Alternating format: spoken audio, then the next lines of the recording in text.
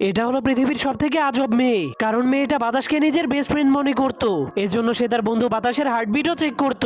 কিন্তু সে যখন দেখতে পায় তার বাবা তার জন্য নতুন কাপড় এনেছে, তখন সে অনেক খুশি হয়ে তার বন্ধু বাতাসের সাথে তালি বাজাতে শুরু করে দেয়। কিন্তু একদিন যখন মেয়েটা বাহিরে যাচ্ছিল, তখন মেয়েটা তার বন্ধু বাতাসকেও বাসের সিটে বসিয়ে দেয়। কিন্তু মেয়েটার বাবা সেই সিটে বসতে গেলে মেয়েটা তাকে বলে, এখানে আমার বন্ধু বসে আছে। এরপর রেস্টুরেন্টে গিয়ে মেয়েটা তার বন্ধু বাতাসের সাথে খেলতে শুরু করে দেয়। তখন ছোট্ট মেয়েটা লুকাতে গেলেই তার বাবা তাকে ডাকতে শুরু করে দেয়, যার কারণে সে তার বন্ধু বাতাসকে ভুলে সেখানেই ফেলে আসে। এরপর ঘরে যাওয়ার সময় মেয়েটার মনে পড়ে সে তার বন্ধু বাতাসকে সেখানেই ফেলে এসেছে। এজন্য মেয়েটা কান্না করতে করতে তার বন্ধুকে খোঁজার জন্য আবারও সেই রেস্টুরেন্টে চলে যায়। কিন্তু অনেকক্ষণ ধরে খোঁজার পরেও সে তার বন্ধু বাতাসকে আর খুঁজে পায় না, কারণ এই অপরিচিত মেয়েটা তার বন্ধু বাতাসকে ধরে তার বাড়িতে নিয়ে গিয়েছিল। এরপর তাকে নিজের বাচ্চার মতো আদর যত্ন করতে শুরু করে দেয়। কিন্তু সেই মেয়েটা তার বন্ধু বাতাসকে হারিয়ে ফেলার কারণে সবসময় তার মনটা অনেক খারাপ থাকতো। কিন্তু একদিন সে তার বন্ধু বাতাসকে সেই অপরিচিত মেয়েটার সাথে খেলতে দেখে ফেলে, যার কারণে সে অনেক রেগে সারা রাত ধরে তার বন্ধুকে